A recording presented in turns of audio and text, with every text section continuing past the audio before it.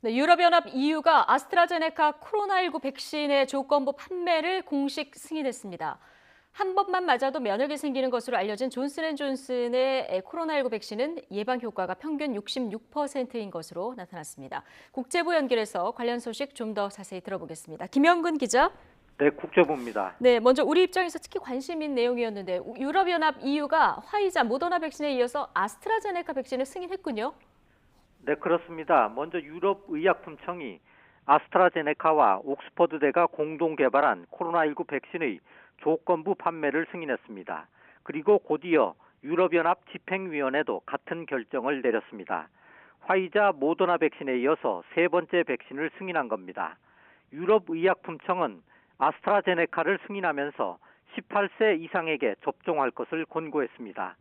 고령층 접종 효과에 대한 논란과 관련해서는 55세가 넘는 연령대에 얼마나 효과가 있는지에 대한 임상시험 자료가 부족한 건 사실이라고 지적했습니다. 하지만 다른 백신들에 비추어 볼 때 고령층에도 보호 효과가 있는 것으로 예상한다고 밝혔습니다. 이 백신의 평균 예방 효과는 70.4%로 화이자, 모더나 백신에 비해서는 떨어집니다. EU는 회원국을 대신해 아스트라제네카와 백신 4억 회 투여분의 구매 계약을 한 상태입니다. 하지만 초기 공급 물량 축소를 둘러싸고 계속해서 마찰을 빚고 있습니다. 네. 자, 백신별 효능도 관심인데요. 미국 제약사 존슨앤존슨이 개발한 코로나19 백신의 예방 효과가 평균 66%로 나타났다고요? 네, 그렇습니다. 지역별 3상 임상시험 결과 미국에서는 72%, 라틴 아메리카에서는 66%, 남아프리카 공화국에서는 57% 예방 효과를 보였습니다. 중증 코로나19를 예방하는 데에는 85%의 효과를 발휘했다고 회사 측은 밝혔습니다. 앞서 미국에서 긴급 사용 승인을 받은 화이자, 모더나 백신보다는 낫지만 충분히 강력한 것이라고 미국 언론은 전했습니다. 하지만 뉴욕타임스는 남아공에서 예방 효과가 확 떨어진 점이 문제라고 지적했습니다. 남아공은 전염력이 훨씬 강한 변이 바이러스가 처음 발견된 곳이고 이 바이러스는 현재 미국을 포함해 30개 나라로 퍼진 상태입니다. 따라서 남아공에서 다른 지역보다 낮은 예방 효과를 나타냈다는 임상시험 결과는 남아공 변이 바이러스에 상대적으로 취약할 수 있음을 시사하는 것으로 풀이됩니다. 존슨앤존슨은 이르면 다음 주 미 FDA에 긴급 사용 승인을 신청할 계획이라고 밝혔습니다. 당국의 검토를 거쳐서 2월 말 승인을 받을 수 있을 것으로 회사 측은 예상했습니다.